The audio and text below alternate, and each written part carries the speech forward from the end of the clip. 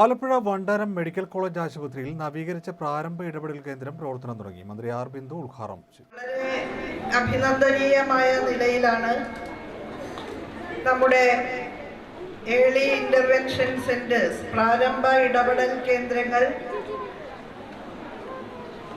നടത്തി മുന്നോട്ട് പോകുന്നത് എന്നുള്ളതിലുള്ള സന്തോഷവും അഭിമാനവും ഞാൻ ഈ സന്ദർഭത്തിൽ രേഖപ്പെടുത്തുകയാണ്.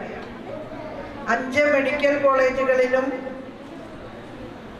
തൃശ്ശൂർ ജില്ലയിൽ ഇരിങ്ങാലക്കുടയിൽ പ്രവർത്തിക്കുന്ന നിപ്മറിലും കോഴിക്കോട് ഇംഹാൻസിലും പ്രവർത്തിക്കുന്ന വിവിധ കേന്ദ്രങ്ങളിലൂടെ 35,000 ഭിന്നശേഷി മക്കൾക്ക് അവരുടെ സാമൂഹ്യ പുനരധിവാസ പ്രക്രിയയിൽ വലിയ പിന്തുണ നൽകിക്കൊണ്ട് ഈ പ്രാരംഭ ഇടപെടൽ കേന്ദ്രങ്ങളും ഓട്ടിസം സെന്ററുകളും പ്രവർത്തിക്കുന്നു എന്നുള്ളത് തീർച്ചയായും ഭിന്നശേഷി മേഖലയിൽ സാമൂഹ്യനീതി വകുപ്പിന് ഏറെ ആശ്വാസം പകരുന്ന ഒരു കാര്യമാണ്.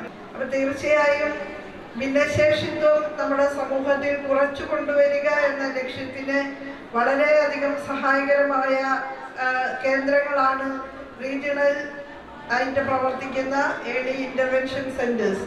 അവയുടെ കൂടുതൽ കാര്യക്ഷമമായ മുന്നോട്ട് പോക്കിന് നമുക്ക് കൈകോർത്ത് പിടിക്കാം.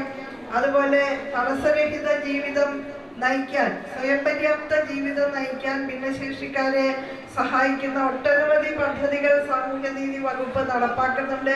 ഞാൻ അതിൻ്റെ എല്ലാ വിശദാംശങ്ങളിലേക്കും പോകുന്നില്ല. ഭിന്നശേഷി ക്ഷേമ കോർപ്പറേഷൻ മുഖാന്തരം സഹായ ഉപകരണങ്ങൾ വിതരണം ചെയ്യാനും ശാരീരികമായ പരിമിതികളെ അതിജീവിക്കാനുള്ള സഹായ സംവിധാനങ്ങൾ വിതരണം ചെയ്യാൻ ഭാവിയിൽ കേരളത്തിൽ ഭിന്നശേഷിക്കാരുടെ എണ്ണം കുറച്ചുകൊണ്ടുവരുന്നതിനായി പ്രാരംഭ ഇടപെടൽ കേന്ദ്രങ്ങൾ കൂടുതൽ കാര്യക്ഷമമാക്കി ഏർലി സ്ക്രീനിംഗ് സംവിധാനങ്ങൾ വ്യാപകമാക്കാനുള്ള ശ്രമമാണ് സർക്കാർ നടത്തുന്നതെന്ന് ഉന്നത വിദ്യാഭ്യാസ സാമൂഹ്യനീതി വകുപ്പ് മന്ത്രി ഡോക്ടർ ആർ ബിന്ദു പറഞ്ഞു. ആലപ്പുഴ മെഡിക്കൽ കോളേജ് ആശുപത്രിയിലെ regional early intervention centre and autism സെന്ററിന്റെ നവീകരിച്ച കെട്ടിടത്തിന്റെ ഉദ്ഘാടനം നിർവഹിച്ച് സംസാരിക്കുകയായിരുന്നു മന്ത്രി.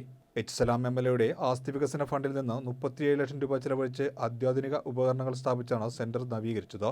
ഭിന്നശേഷിക്കാരെ സ്വയം പര്യാപ്തതയിലെത്തിക്കാനുള്ള നടപടികളാണ് സർക്കാർ സ്വീകരിച്ചു വരുന്നതെന്നും മന്ത്രി കൂട്ടിച്ചേർത്തു.